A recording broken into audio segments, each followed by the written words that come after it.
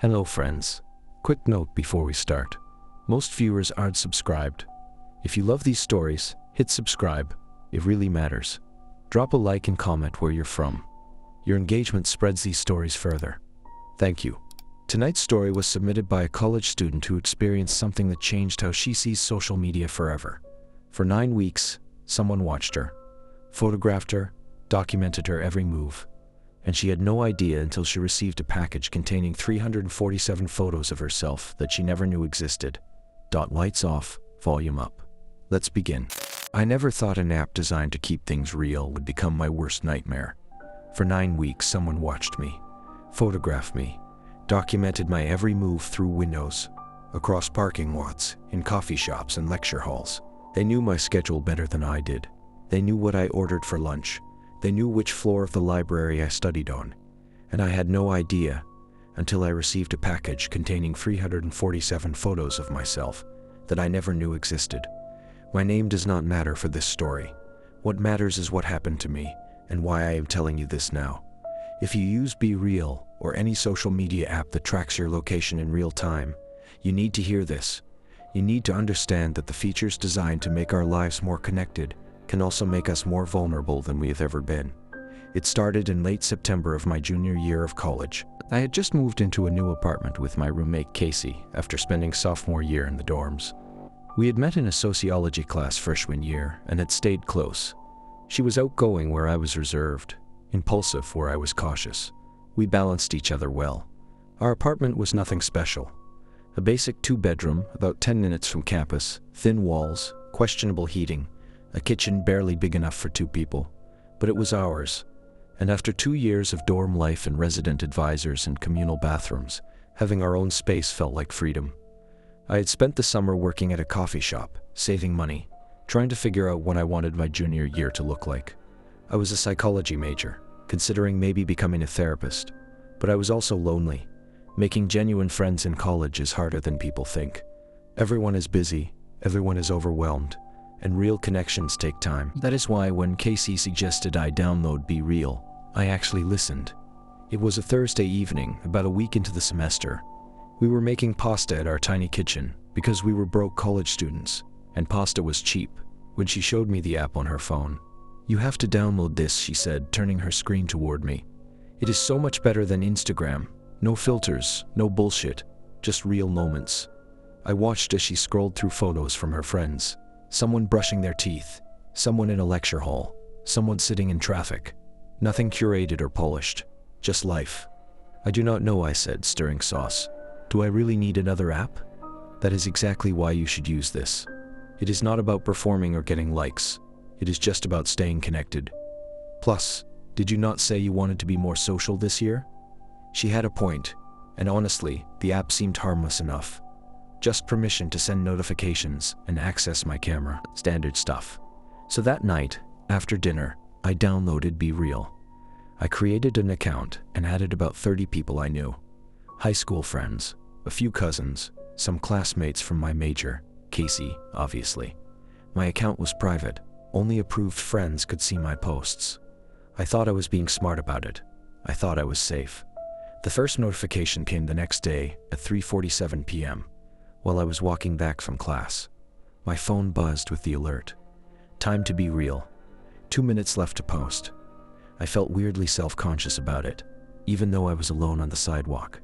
I held up my phone and snapped the photo. Front camera showing my face, back camera showing the tree-lined path ahead. Posted it. Within minutes, people started reacting with little emoji responses. It felt nice, connected, exactly what Casey had promised. For the first few weeks, it was fun. I looked forward to the random daily notification, curious about when it would come and what I would be doing. Sometimes I was in class, sometimes at home studying, sometimes at the gym. Once it came while I was eating cereal in my pajamas at noon on a Saturday, and I posted it anyway, because that was the whole point. Be real. I was careful though. I made sure my account stayed private. I only accepted requests from people I actually recognized. I never posted anything that showed my address or specific identifying details, or at least I thought I was being careful. The first strange thing happened about 3 weeks after I started using the app. It was a Tuesday afternoon, and I had posted a BeReal from a coffee shop near campus. I was studying for a midterm. The notification came at 2:14 p.m., and I snapped my photo. Me with my textbook open, and the reverse camera showing the cozy interior of the cafe. About 20 minutes later, I got a friend request on BeReal from someone named Alex Chen. I clicked on the profile. No photo, no previous BeReals, 0 mutual friends, just a blank account with a generic name. I declined it immediately. Fake accounts were not unusual. Every platform had them, but then it happened again the next day. Another request from a similarly blank account, then another, then another. Over the course of a week, I received at least 15 friend requests from accounts that all looked identical. Generic names, no profile information, no posting history, no mutual connections. It was annoying but not alarming. I mentioned it to Casey one evening while we were making dinner. "Yeah, I have gotten a few weird requests too," she said, chopping vegetables. "It is probably bots or people trying to farm followers or something. Just ignore them." That made sense. BeReal was growing in popularity, and growth always attracted spam. I tightened my privacy settings even more and kept declining requests. But then things shifted from annoying to unsettling. It was a Thursday evening, and I had posted my BeReal from the campus gym. I had started going regularly, partly for health, partly because it gave me a structured way to manage stress. I usually went around 7 p.m. when it was less crowded. A notification came at 7:32 p.m., and I snapped my photo. Me on a treadmill, sweaty and exhausted, the reverse showing rows of cardio equipment behind me. That night, around 11 p.m., I got a DM on Instagram from an account I did not recognize. The username was realtalk_947, and the profile was completely blank. No posts, no followers, no following. The message read, "Nice workout today. You should stretch more after cardio." My stomach dropped. I stared at the message for a long moment, trying to rationalize it. Lots of people do not stretch after working out. It could be general advice, coincidental timing, but it felt wrong. The specificity of today, the fact that I had just posted a gym BeReal a few hours earlier. I checked the Instagram account again. 0 followers, 0 following, 0 posts. Created recently based on the lack of any history. I blocked it immediately and tried to shake off the uneasy feeling. Maybe I was being paranoid. Maybe it really was just a coincidence. The next day, Friday, I posted my BeReal from my sociology class. Large lecture hall, about 200 students, me sitting near the back.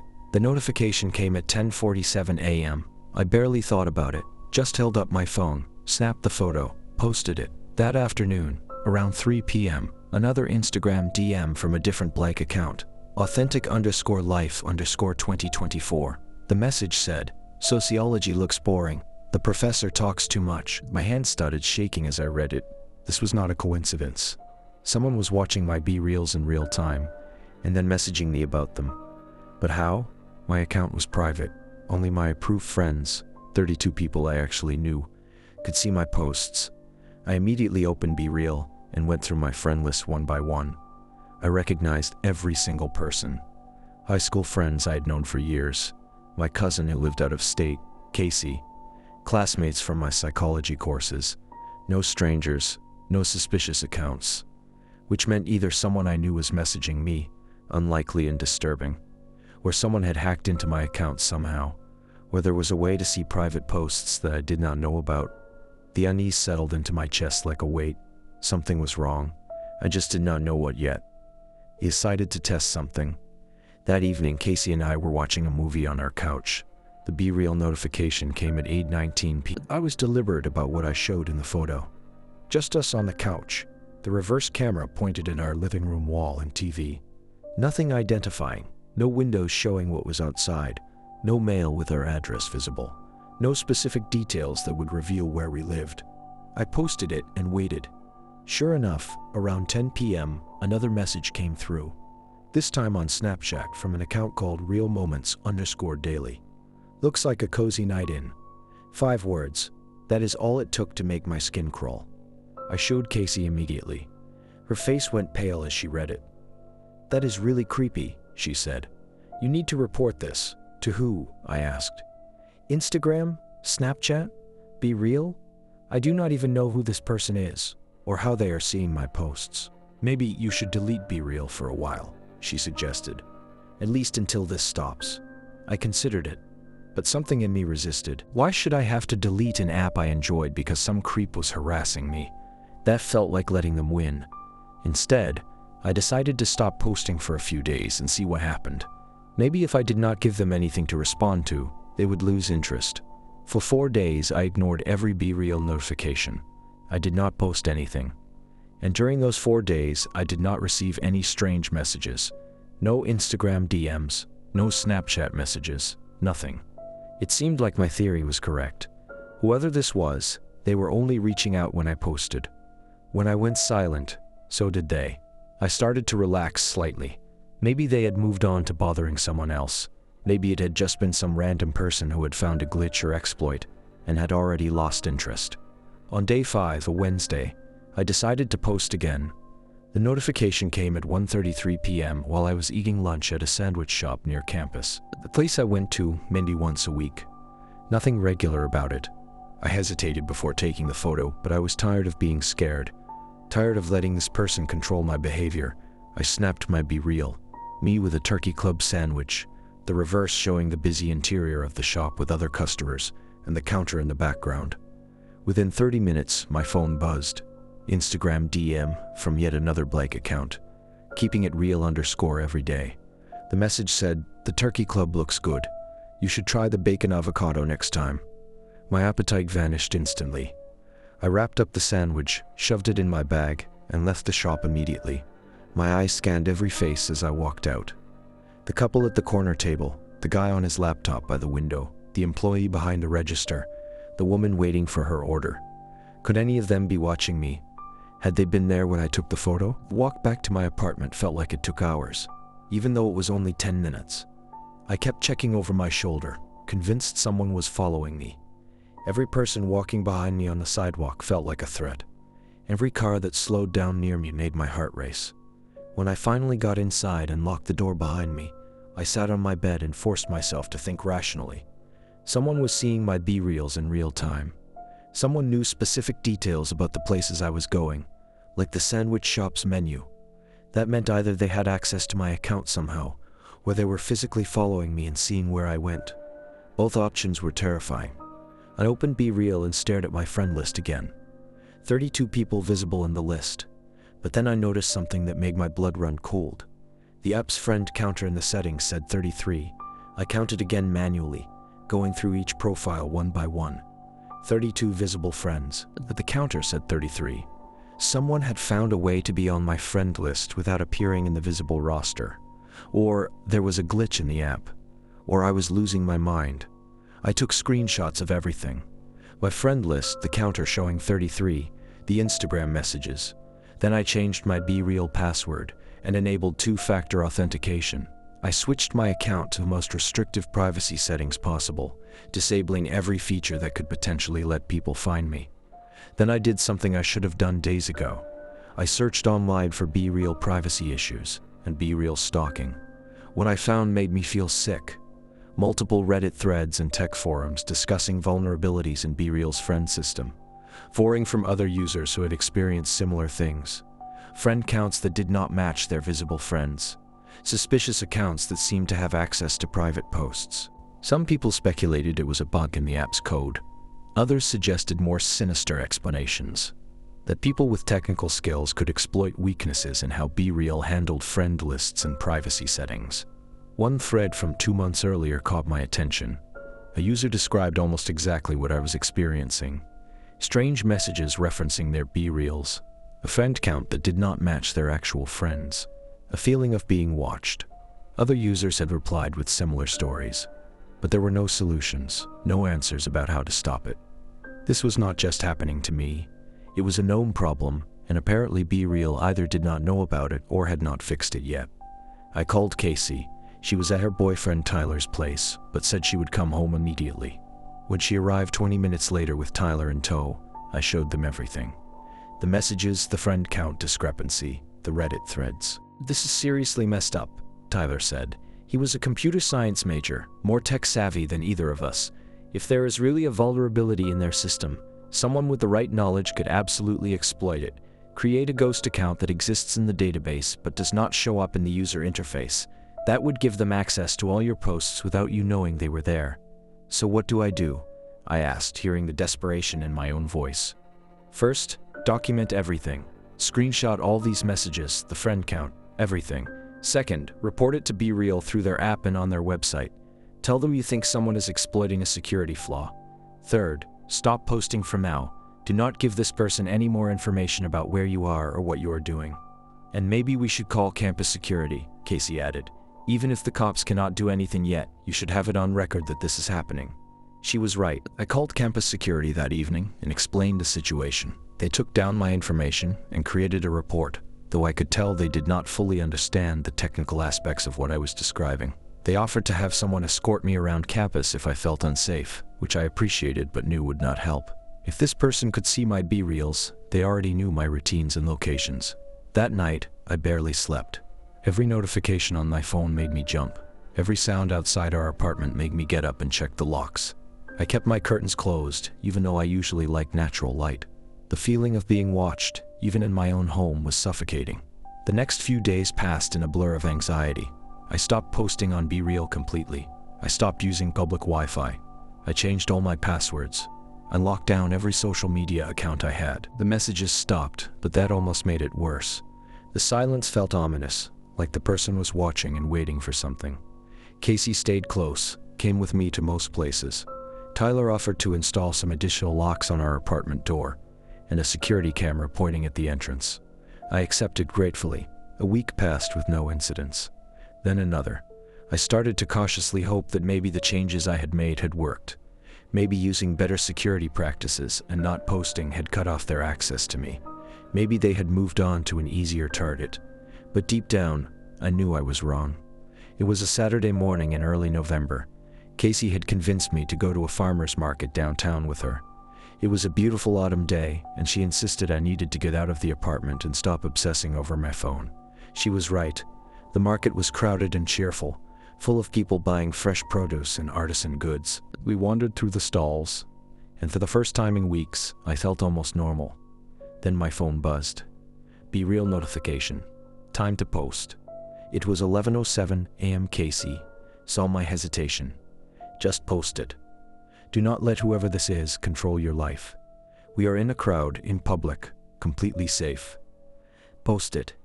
I took a deep breath and opened the app. I snapped my BeReal. Me smiling with Casey, the reverse showing the crowded farmer's market with vendor tents and people everywhere. Nothing identifying, just a fun moment. We continued shopping, and I started to feel better. Maybe Casey was right. Maybe I was giving this person too much power over me. We were at a stall selling homemade candles when my phone buzzed again. Instagram DM'd the message. Made my phone by phone. You are wearing the blue jacket today. It looks nice on you. My hands trembled as I picked up my phone from the ground. I grabbed Casey's arm hard enough to make her wince. We need to leave. Now. What? Why? I showed her the message. Her eyes widened with fear. They are here. They can see you right now. We started walking quickly toward the exit, my head swiveling in every direction.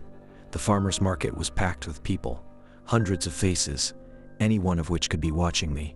I felt exposed, vulnerable, like I was being observed from every angle. Do not run, Casey said quietly, her voice shaking. We do not want them to know we are panicking. Just walk normally. We made it to her car, and I dove into the passenger seat, slamming the door and locking it immediately. Casey started driving, checking her mirrors constantly. Did you see anyone following us? I asked. I do not think so, but there were so many people. They could have been anyone. Back at the apartment, I finally did what I should have done weeks ago. I deleted BeReal entirely. Not just the app. I went to the website and permanently deleted my account. All my posts, all my friend connections, everything, gone. Then I went through Instagram, Snapchat, TikTok, and every other social media platform I had. I locked down all my privacy settings. I removed any information that could identify my location, school, or personal details. For the next few days, everything was quiet. No strange messages, no weird encounters. I started to think maybe it was over. Maybe deleting BeReal had severed whatever connection this person had to me. I was wrong. The following Wednesday evening, I was studying in the campus library. It was late, almost 9 p.m., and the building was mostly empty, except for a handful of other students pulling all-nighters. I was in a quiet study room on the 3rd floor. Headphones on, focused on an essay due the next morning. My phone was face down on the desk, but I saw it light up with a notification. I flipped it over and saw an Instagram DM from another blank account. 3rd floor, East Wing. You always pick the quiet spots. I grabbed my laptop and phone so fast I nearly dropped both. My heart was pounding so hard I could hear it in my ears. They were here, right now, in this building. They knew exactly where I was. I ran out of the study room and straight to the main stairwell, taking the steps 2 at a time. Other students stared at me as I rushed past, but I did not care. I just needed to get out of that building. Outside in the cool night air, I called Casey with shaking hands. She picked up on the first ring. "Someone is watching me," I said, my voice breaking. "I'm at the library and they knew exactly where I was. They texted me my exact location. I do not know what to do. Come home right now. I am calling the police." I speed walked across campus to our apartment, constantly looking behind me. Every shadow seemed threatening, every person walking nearby a potential stalker. By the time I reached our building, 2 police officers were already there with Casey. I explained everything again, the whole timeline from the first BeReal messages to tonight's text. I showed them all the screenshots I had saved. The officers listened and took notes, but I could see the skepticism in their eyes. This was a college town. They probably dealt with drunk students and noise complaints, not online stalking cases. "Have you received any direct threats?" one officer asked. "No, but someone was in the library tonight. They knew exactly where I was sitting." "Did you see them? Can you identify them?" "No, there were other people in the building, but I do not know who sent the message." "Has this person tried to make physical contact with you?" "They were at the farmer's market last weekend. They saw what I was wearing in real time." "But you did not see them?" "No, there were too many people." The officers exchanged a glance. The younger one spoke more gently. "I understand this is frightening, but without a direct threat or evidence of stalking behavior that meets our legal definition, there is not much we can do. These messages are disturbing, but they are not technically illegal. So I am just supposed to wait until this person actually does something to me. Document everything. Do not respond to any messages. Block the accounts. We will increase patrols near your apartment and around campus. And if this person makes contact again, or you see them following you, call 911 immediately. We will have it on record that you reported this." After they left, I felt more helpless than ever. Casey hugged me while I cried from frustration and fear. "We will figure this out," she promised. "Maybe we should tell campus security too. They might take it more seriously." We did. The next morning, I went to the campus safety office and filed another report. They were more helpful than the police, offering to walk me to classes and suggesting I vary my routines. They also recommended I speak with a counselor about the stress and anxiety I was experiencing. For the next 2 weeks, I was hypervigilant about everything. I changed my walking routes daily. I stopped going to the gym at regular times. I never went anywhere alone. I even started wearing different clothes than I normally would, just to be less recognizable. Casey came with me almost everywhere. The messages stopped. I did not receive any more Instagram, DMs, or Snapchat messages from blank accounts. I started to hope that maybe the police visit had scared them off, or maybe they had simply lost interest. I was cautiously starting to feel safe again when everything fell apart. It was a Tuesday night in late November, and I had stayed late at the campus coffee shop working on a group project. Casey had an evening class, so I was planning to walk home alone. It was only a 15-minute walk, mostly along well-lit streets, and I had done it dozens of times before. I left the coffee shop at 9:47 p.m. The November air was cold, and I wrapped my scarf tighter as I walked. The streets were fairly quiet, just a few other students, heading home or to late-night classes. About halfway to my apartment, I got a text message from an unknown number. "Turn around." I froze in the middle of the sidewalk. My first instinct was to run, but instead I slowly turned around. The street behind me was empty, no one there, just parked cars and the glow of streetlights. My phone buzzed again. "Not that way, turn around again." I spun back to face the direction I had been walking. Still no one visible. My breathing was rapid, panicked. Another text arrived. "I can always see you, even when you cannot see me." That broke me. I started running, full sprint toward my apartment. My bag bounced against my side, and my lungs burned from the cold air, but I did not stop. I did not look back. I just ran. I burst through the apartment door and slammed it behind me, locking both the deadbolt and chain. Casey was not home yet. I was alone. I called her immediately, gasping for breath. "Where are you?" "Class just ended. I am walking to my car. What is wrong?" "Just get home, please, quickly." While I waited for her, I checked every window, making sure they were all locked. I closed all the blinds. Then I sat on the couch with my back to the wall, staring at the door, foam clutched in my shaking hand. When Casey finally got home 20 minutes later, I showed her the texts. "That is it," she said firmly. "We are calling the police again, and you are not staying here tonight. Pack a bag. You are coming to Tyler's place with me." The police came again. This time, they seemed to take it more seriously. The texts from an unknown number, combined with my previous reports, established a pattern of harassment. They took my phone and documented the messages. They said they would drive by our apartment building several times over the next few days, but they still could not do much without knowing who was sending the messages. The texts came from a prepaid phone number that could not be traced without a warrant, and to get a warrant they needed more evidence.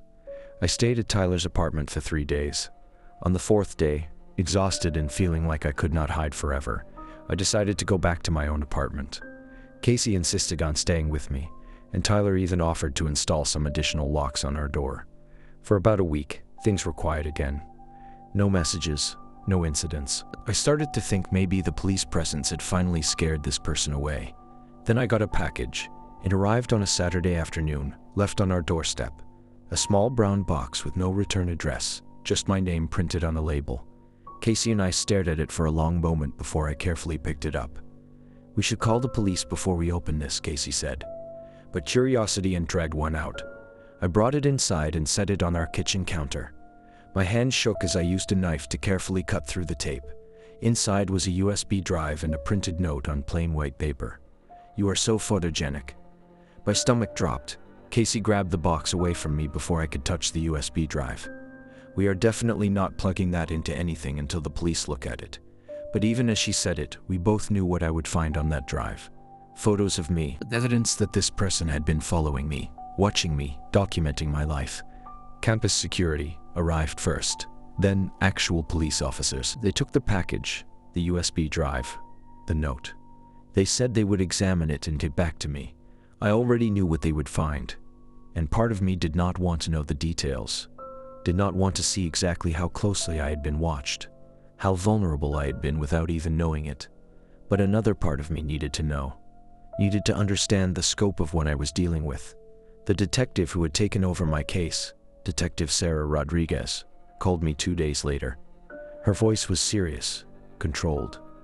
"Can you come down to the station? There is something you need to see." Detective Rodriguez was a woman in her mid-40s, with dark hair pulled back in a tight bun and sharp brown eyes that seemed to miss nothing. She sat across from me in a small interview room at the police station, a laptop open between us.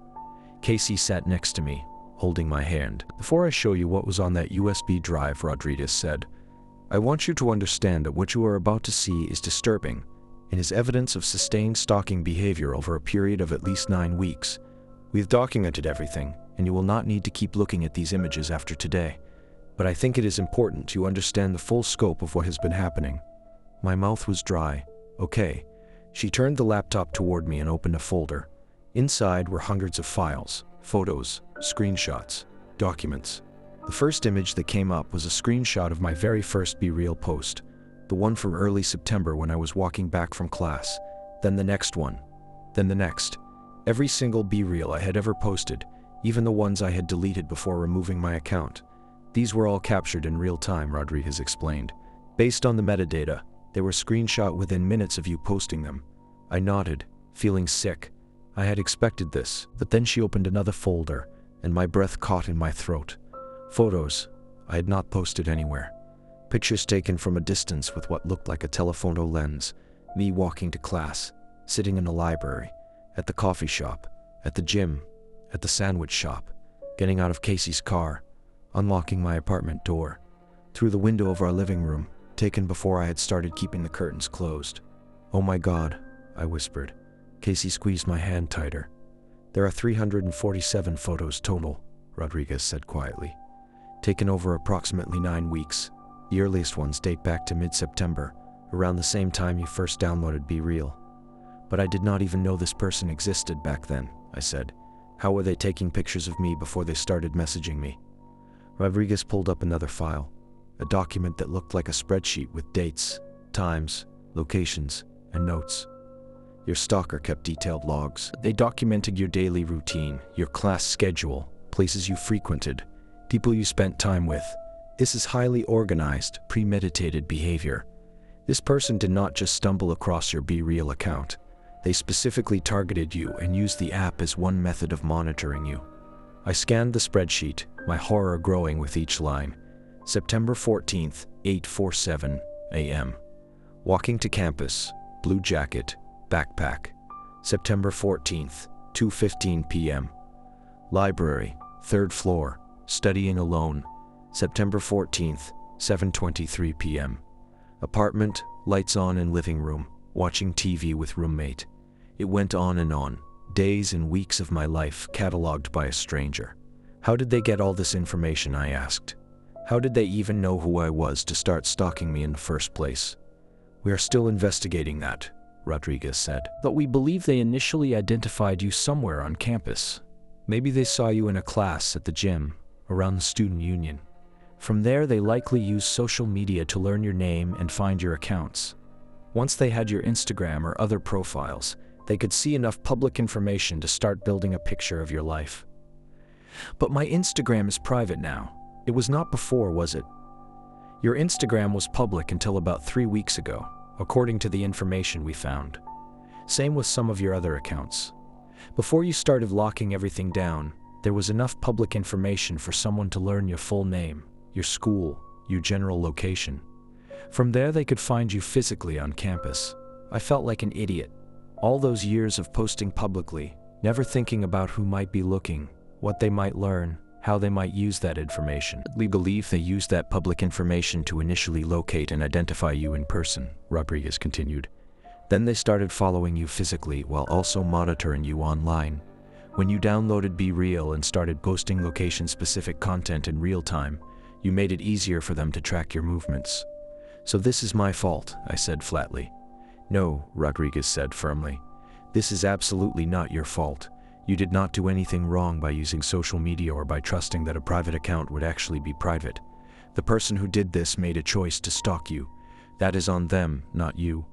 But I could not help feeling like I had been naive, careless, stupid, like I had essentially given this person a roadmap to my entire life. Rodriguez clicked to another folder.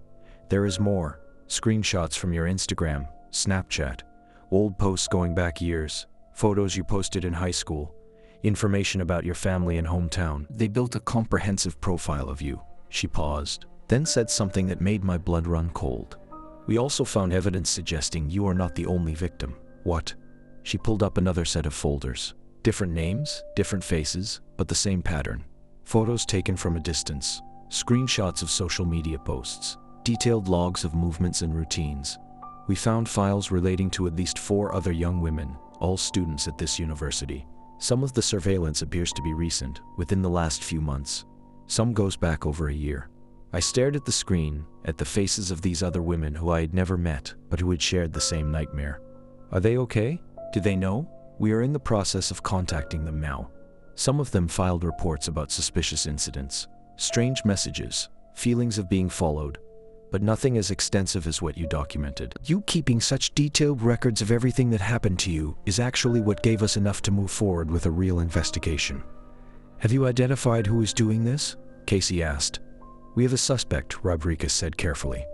Based on security footage from your apartment building, the library, the post office where the package was mailed, and other locations, we have identified an individual who appears in multiple places where you were photographed.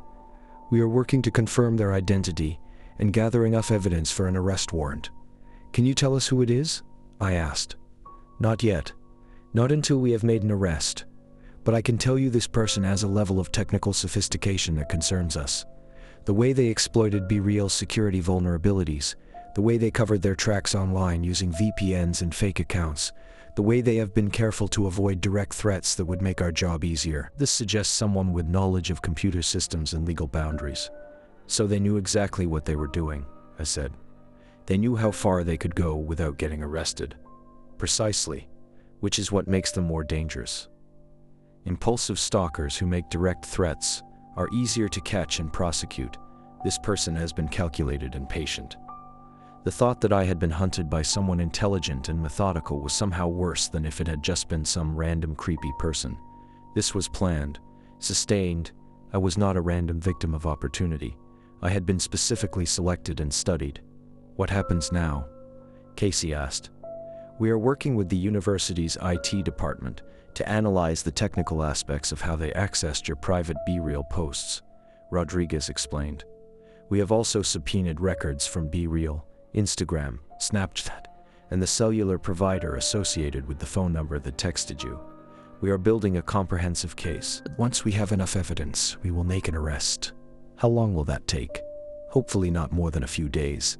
We are treating this as a priority given the pattern of behavior and the multiple victims. I nodded, feeling numb. A few more days of looking over my shoulder, of being terrified, every time my phone buzzed, of not feeling safe in my own apartment or on my own campus. In the meantime, Rodriguez continued, I strongly recommend you vary your routines as much as possible. Do not go places alone. Do not post anything on social media. Keep your curtains closed. Be aware of your surroundings. This person has been watching you for weeks. They know your patterns. Break those patterns. We left the police station with more questions than answers. I knew more about what had been done to me, but I still did not know who was doing it or when they would be caught. That night, back at Tyler's apartment where we were still staying, I could not sleep. Every time I closed my eyes, I saw those photographs. Hundreds of moments from my life, documented by someone I had never even seen. How many times had I walked past them on campus without knowing? How many times had they been in the same building, the same room, watching me while I had no idea? The paranoia was consuming. I started recognizing patterns in the photos that I had never noticed before. In several pictures taken near the library, there was a figure in the background, too far away or too blurry to make out clearly, but there. In photos from the gym, someone on a machine in the corner. In the coffee shop pictures, someone at a table near the window. Had that been them? Every single time, 2 days later, Detective Rodriguez called. Her voice was tight with controlled excitement. We have a suspect in custody. Can you come down to the station for a photo lineup? What did he say? I asked, my voice barely above a whisper. Rodriguez pulled out a small notebook and flipped through a few pages. Mr. Volkov claims he first saw you at the campus recreation center in early September. He says he found you attractive and wanted to get to know you. Instead of approaching you like a normal person, he decided to, in his words, research you first. Research. The word made my skin crawl. He used facial recognition software to identify you from photos he took at the gym. Once he had your name, he found your public social media accounts. Instagram, Facebook, old profiles. He spent weeks learning about you, your interests, your background, your routines. He convinced himself that if he knew enough about you, he could engineer the perfect way to meet you and start a relationship. That is insane, Casey said. It gets worse, Rodriguez continued. When you downloaded BeReal, he saw it as an opportunity. He is a computer science graduate student with a focus on software security. He spent time analyzing BeReal's code and found the vulnerability that allowed him to create the ghost account. He deliberately sent you a friend request from a fake profile he had carefully constructed. My mind raced back through my friend list. Riley Harper, I said suddenly. There was someone named Riley Harper who requested to follow me a few weeks after I joined. We had mutual friends, so I accepted. Rodriguez nodded grimly. That was him. He created a fake identity using photos stolen from a real person's social media. He researched your actual friends and sent them connection requests first, building up a network of mutual connections, so the account would seem legitimate. When he finally sent you a request, you had no reason to suspect it was fake. I felt sick. I had let him in. I had given him access to my posts, my daily life, my exact locations in real time, all because the account had looked legitimate. Once he had access to your BeReals, he used them to track you more efficiently, Rodriguez said. We knew when you were at the library, at the gym, at coffee shops. He could plan to be in those locations or nearby. The ghost account gave him even more access, but the Riley Harper account was his main window into my life. Why did he start messaging me? I asked. If he wanted to stay hidden, why risk revealing himself? According to his statement, he was testing you. He wanted to see how you would react, whether you would be flattered or frightened. He also claims he was trying to make himself known to you gradually, so that when he eventually approached you in person, you would already be thinking about him. That is psychotic. It demonstrates a fundamental misunderstanding of boundaries and consent, Rodriguez agreed. In his mind, his behavior was romantic, dedicated. He genuinely believed that studying you so thoroughly showed how much he cared. He did not see himself as a stalker. He saw himself as someone preparing to pursue a relationship properly. I wanted to scream. The violation was bad enough. But knowing that he had convinced himself it was normal, even romantic, made it so much worse. What happens now? Casey asked. Mr. Volkov has been charged with multiple counts of stalking, harassment, unauthorized access to computer systems, and wiretapping. Given the evidence we have, the multiple victims, and his confession, the district attorney is confident we can secure a conviction. There will be a trial, probably in a few months. You will likely need to testify. The thought of facing him in court, of having to recount all of this in front of a room full of strangers while he watched, made me want to throw up. I know this is overwhelming, Rodriguez said gently, but you are not alone in this. The other victims are cooperating as well. We have victim advocates who can help prepare you for the trial process, and we have a strong case. He is not going to get away with this. Over the next few months, I tried to rebuild some sense of normalcy in my life. I went to classes, though I struggled to concentrate. I saw a therapist twice a week to deal with the anxiety and paranoia. I rarely left the apartment except for necessary activities, and never alone. The university placed a no-contact order on Ethan Volkov, banning him from coming within 500 feet of me or any of the other victims. He was suspended from his graduate program pending the outcome of the criminal trial. A small victory, but it did not make me feel much safer.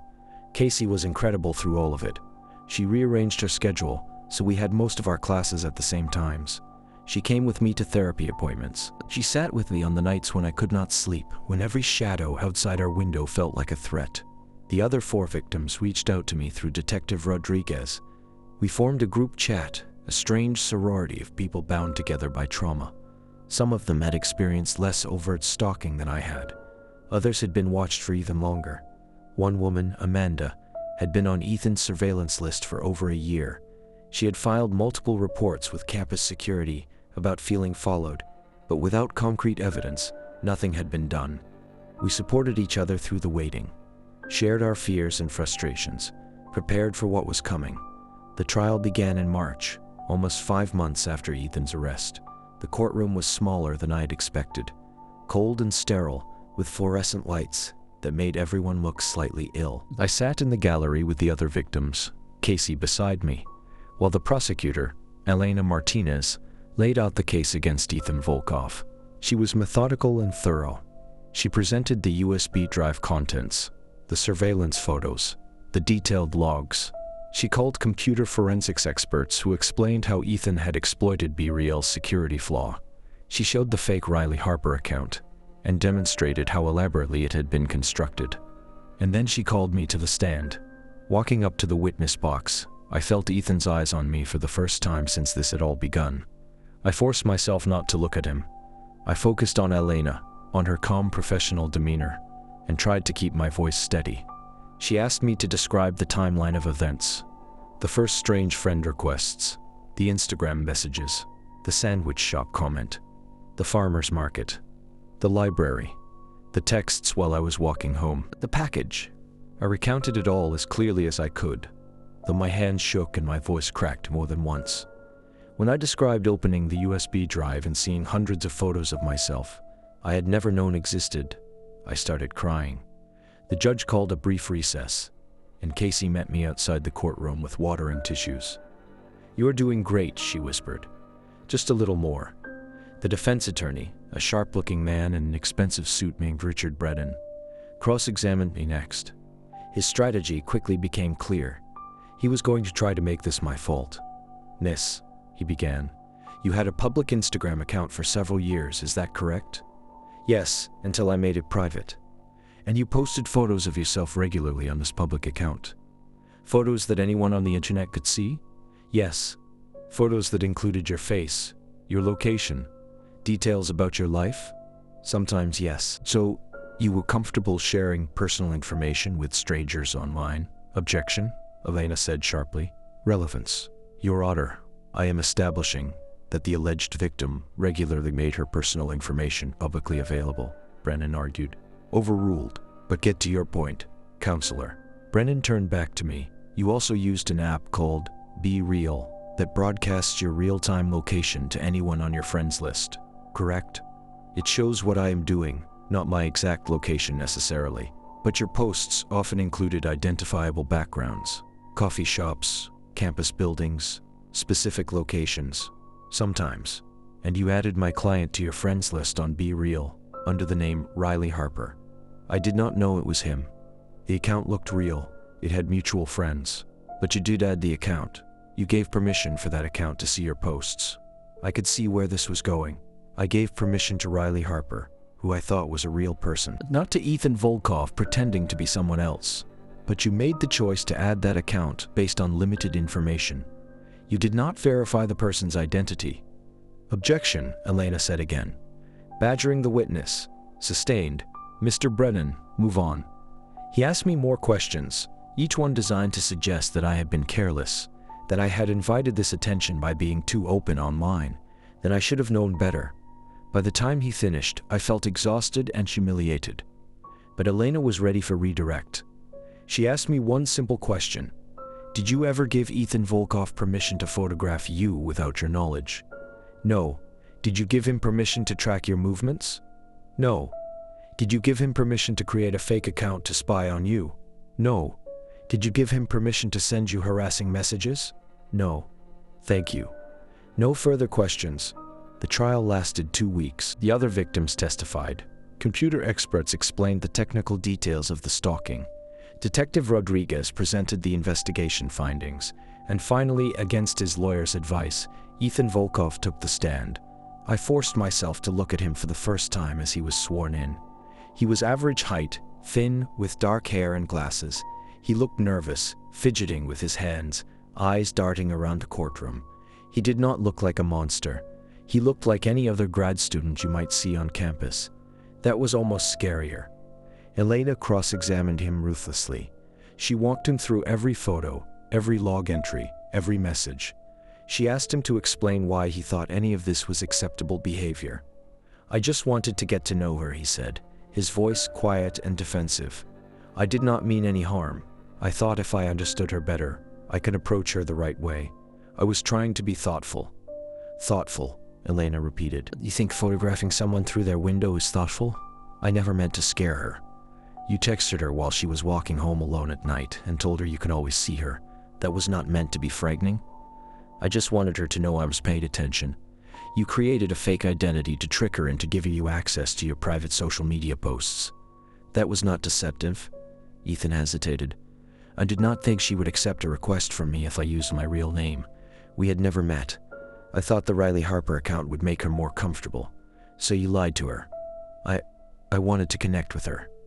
By lying, by spying, by stalking.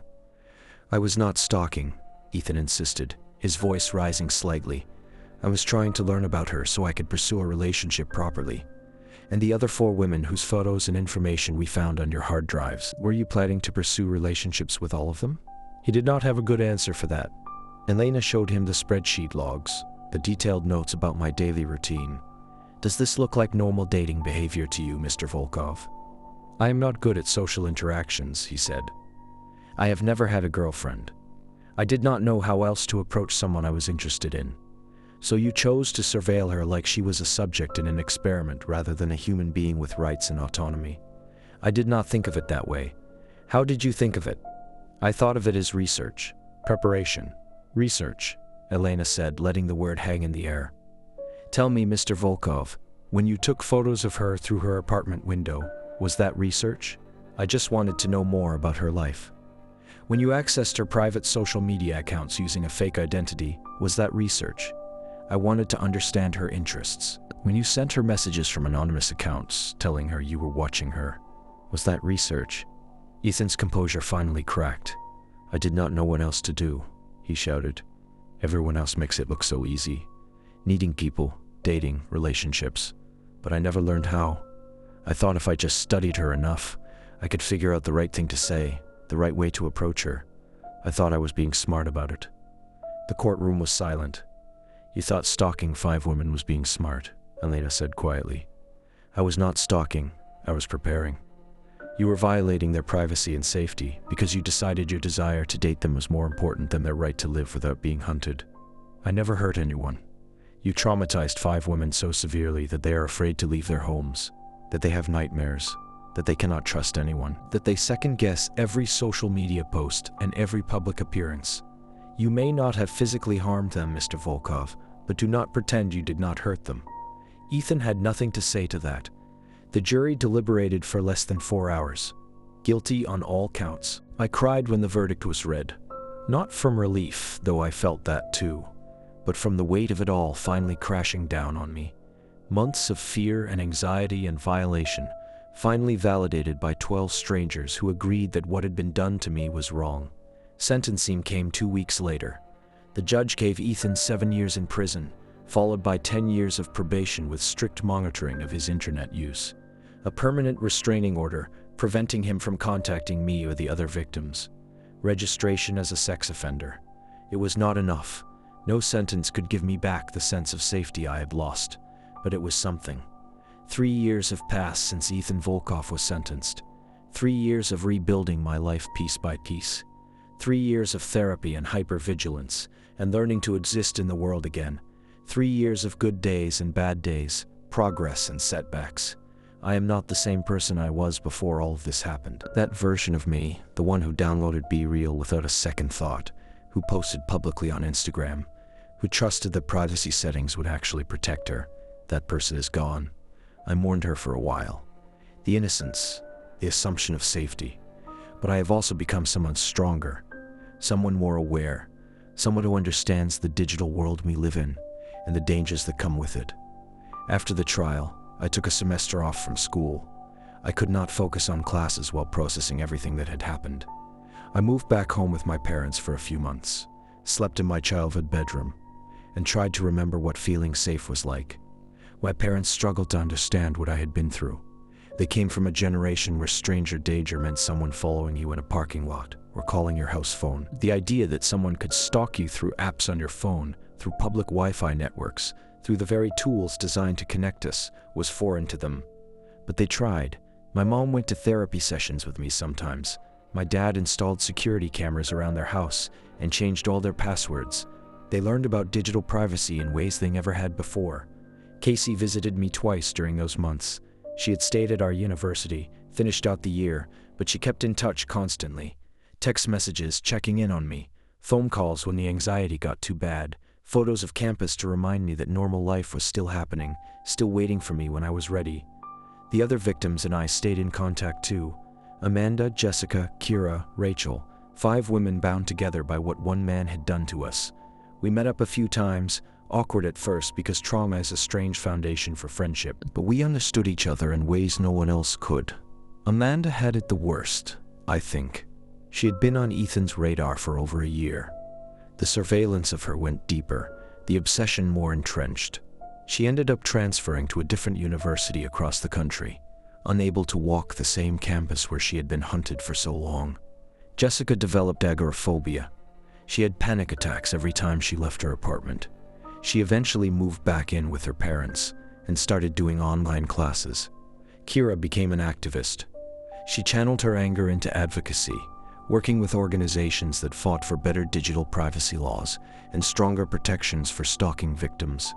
She testified before the state legislature about the need for updated laws that address cyberstalking. Rachel seemed to handle it the best, at least on the surface. She graduated on time, got a job, moved forward with her life. But I saw her social media posts sometimes, the way she never posted in real time anymore, the way her location was always disabled, the way she never showed her home or identifying details. The caution was always there, just hidden better. As for me, I went back to school the following fall. Different apartment, new routines, a determination not to let Ethan Volkov steal my education from me. Casey and I moved into a place together again, this time with better locks and security cameras, and an understanding between us that we would always be honest about when we were scared. I changed my major from psychology to computer science with a focus on cybersecurity. If Ethan could use technical knowledge to hurt people, I could use it to protect them. The classes were harder than anything I had studied before, but I was motivated in a way I had never been about psychology. I also started speaking publicly about what had happened to me. Campus safety seminars first, small groups of students learning about digital privacy, then larger venues, conference panels about online harassment, workshops about social media security. It was terrifying at first, sharing my story with rooms full of strangers, but it was also empowering. Every time someone came up to me afterward and said they had no idea how much information they were exposing online, every time someone thanked me for the warning, I felt like I was taking something terrible and turning it into something useful. I became a victim advocate, working with people who were going through similar situations. I helped them navigate police reports and restraining orders, and the legal system that often felt designed to protect perpetrators more than victims. I taught them about security practices and evidence documentation. I sat with them while they cried and raged and tried to understand how their lives had been violated. It was hard work, emotionally exhausting, but it mattered. I also had to testify at Ethan's parole hearings. Every 2 years, he was eligible to request early release. Every 2 years, I had to stand in front of a parole board and explain why he should not be let out. Why 7 years was already too little for what he had done. Why someone who saw nothing wrong with stalking 5 women should not be given the chance to do it again. The first hearing was 2 years after his sentencing. I was terrified to see him again. But when I walked into that room and saw him sitting there in prison clothes, looking older and thinner and tired, I realized he did not have power over me anymore. I read my victim impact statement. I described the nightmares, the panic attacks, the way I still checked over my shoulder constantly, the way I had lost years of my life to fear and recovery, the way his actions had fundamentally changed who I was. The parole board denied his request. He would serve his full sentence. The second hearing was last year. By then, I was more practiced at it. I brought letters from the other victims, evidence that his impact had been widespread and lasting. I presented research about stalker recidivism rates, about how offenders like Ethan rarely changed without extensive intervention. Again, the board denied his request. He has 5 more years to serve, and then he will be released into the world with a criminal record, a restraining order, and supposedly reformed behavior. I do not know if I believe the reform part, but I will be ready either way. My relationship with technology has fundamentally changed. I still use social media, but differently. I have new accounts under a nickname, strict privacy settings on everything. No real-time posts ever. I wait hours or even days before sharing anything, and I always check backgrounds for identifying information. I use a VPN on all my devices. I have location services turned off unless absolutely necessary. I regularly check what data companies have collected about me and request deletions when possible. I have security cameras at my apartment and 2-factor authentication on every account. Some people might call it paranoia. I call it being realistic about the world we live in. I also met someone. His name is Ryan. We met in one of my cybersecurity classes, bonded over a particularly difficult programming assignment. He knows my story. I was upfront about it from the beginning, about the trauma I carry and the caution that comes with it. About the fact that I do not post photos of us together online, that I do not share details about our relationship publicly, that I need him to understand why I am the way I am. He got it, or at least he tried to. He is patient with me on hard days. He does not push when I need space. He understands that trust is something I have to rebuild slowly. We have been together for 8 months now. It is not perfect. I still have moments where the fear crashes over me, where I convince myself that someone is watching, that I am being followed, that danger is lurking. Ryan has learned to recognize those moments, to help ground me back in reality. Casey graduated last year and moved across the country for a job opportunity. We still talk regularly, video calls every week. She was my anchor through the worst of it, and even though we are not living in the same city anymore, that bond remains. I will graduate this spring with my degree in cybersecurity. I already have a job lined up with a firm that specializes in digital privacy and security consulting. I will be helping companies and individuals protect themselves from exactly the kind of violation I experienced. There is a certain poetry to that, taking the weapon that was used against me and learning to wield it in defense of others. But I would be lying if I said I was okay. I am better. I am functional. I am moving forward. But I am not okay, and I do not know if I ever will be. I still have nightmares about being watched. I still feel a spike of anxiety every time I get a notification on my phone. I still scan crowds for faces that might be too familiar, for eyes that linger too long.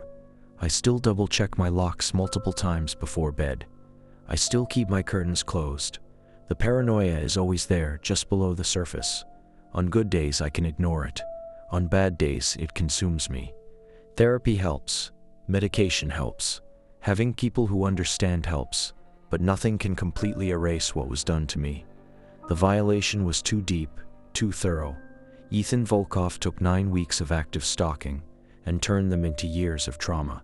He took my sense of safety and shattered it so completely that I am still finding pieces. He took my ability to trust and twisted it into something anxious and guarded, and he did it all because he thought his desire to date me was more important than my right to privacy and autonomy. He never saw me as human, just as a puzzle to solve, a goal to achieve. I think about the other victims sometimes, the ones who might not have reported him, the ones who maybe felt that something was off but did not have enough evidence to prove it, the ones who will never know that they were on his radar, because there were only 5 of us in his files. But how many more were there before he started keeping records? How many women did he watch and study before he developed his system? I will never have those answers. What I do have is a platform, a voice, an understanding of these systems that I did not have before, that I am using them to make sure that what happened to me happens to fewer people in the future. I work with social media companies now, consulting on privacy features and security vulnerabilities. I have helped BeReal and other platforms patch the flaws that Ethan exploited. I have pushed for better user education about digital safety. I have advocated for laws that recognize cyberstalking as the serious crime it is. It is not enough. The technology moves faster than the laws, faster than public understanding, faster than our ability to protect ourselves. But it is something. I want people to understand that the danger is real, that the apps designed to connect us can also expose us, that privacy settings are not enough if the underlying system is flawed, that sharing your life online comes with risks that most people never consider until it is too late. I was lucky. My stalker was caught before he escalated to physical violence. Not everyone is that fortunate. I have heard too many stories from other victims whose stalkers did not stop with surveillance, whose situations ended with restraining order violations and assaults, and sometimes worse. The digital world we have created is full of predators, people who use the tools of connection for exploitation, who hide behind fake accounts and stolen identities, who exploit vulnerabilities in systems that were never designed with security in mind. And the victims are always blamed. We should have known better. We should not have posted so much. We should have been more careful. As if the responsibility for not being stalked lies with us rather than with the person who chose to stalk. That narrative has to change. What happened to me was not my fault. Not because I used social media. Not because I added the wrong account. Not because I posted in real time. None of that justifies what Ethan Volkov did. The blame lies entirely with him and his decision to violate my privacy and safety, to treat me like an object rather than a person, to convince himself that his elaborate surveillance was somehow romantic rather than criminal. I am telling this story now, in detail, because I want other people to learn from it, to understand the warning signs, to know what questions to ask, to recognize when something feels wrong, and trust that instinct. If someone is commenting on things you posted in real time, that is a red flag. If your friend count does not match your visible friends list, that is a red flag. If you feel like you are being watched but cannot identify who, trust that feeling. Document everything. Screenshot messages, note dates and times. Save evidence. The police will need it. Lock down your privacy settings. Make accounts private. Turn off location services. Use two-factor authentication. Do not post in real time. Be selective about who you connect with online. Mutual friends are not enough. If you do not actually know someone, do not give them access to your life. And if you find yourself in a situation like I was, know that it is not your fault, that you deserve safety and privacy, that the person doing this to you is wrong, no matter what they tell themselves to justify it. Get help. Tell people. File reports, even if the police seem dismissive. Create a paper trail. You are not overreacting. You are not being paranoid.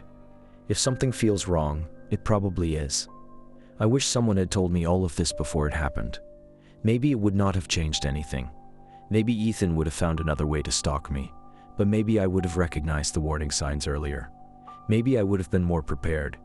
That is why I share my story now, so that someone else might be more prepared than I was. 3 years later, I am still healing, still learning to live with what happened, still working to turn my trauma into something that can help others. Some days I am angry that this happened, angry that it changed me, angry that Ethan Volkov gets to serve his sentence and then move on with his life while I carry this forever. Other days I am just tired of being afraid, tired of checking over my shoulder, tired of second-guessing every social media post and every new connection. But I am still here, still moving forward, still fighting to make the digital world safer for the next person. Because if my story can save even one person from going through what I went through, then maybe it was worth sharing. Stay safe out there. Trust your instincts, protect your privacy, and remember that the person behind the screen is real, with real feelings and real rights to safety and autonomy. The features designed to keep things real can also expose us in ways we never imagined. I learned that the hard way. I hope you do not have to.